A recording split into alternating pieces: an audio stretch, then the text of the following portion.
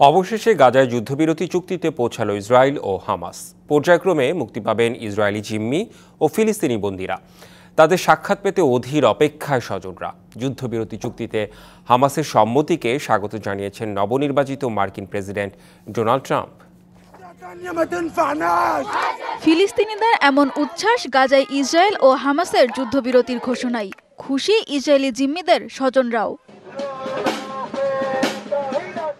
গাজায় টানা ১৫ মাসের ইসরায়েলি আগ্রাসন বন্ধ করতে গেল মঙ্গলবার কাতারের দোহায় চূড়ান্ত আলোচনায় বসে ইসরায়েল ও ফিলিস্তিনের স্বাধীনতাকামী সংগঠন Hamas. Colour expert, George sap এবং মাইল্ড অন হ্যান্ডস টেকনোলজি সমৃদ্ধ অরিক্স ক্রিস্টাল ওয়াশ আপনার যুদ্ধবিরতি ও বন্দি বিনিময়ের সেই চুক্তিতে এবার আনুষ্ঠানিক সম্মতি দিল সশস্ত্র গোষ্ঠী হামাস।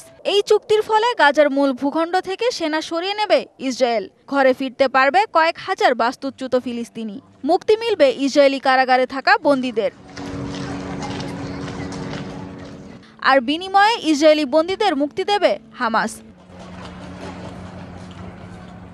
গাজায় যুদ্ধবিরতি চুক্তিতে হামাসের সম্মতিকে স্বাগত জানিয়েছেন নবনির্বাচিত মার্কিন প্রেসিডেন্ট ডোনাল্ড ট্রাম্প। সামাজিক যোগাযোগ মাধ্যম ট্রুথে দেয়া এক পোস্টে ট্রাম্প লিখেছেন, মধ্যপ্রাচ্যে জিম্মিদের মুক্তি করতেই এই চুক্তি।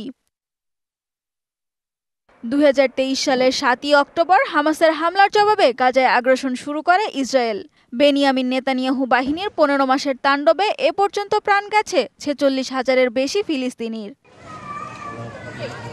সানজিদা ইসলাম তন্নি, ডিবিসি নিউজ ডেস্ক।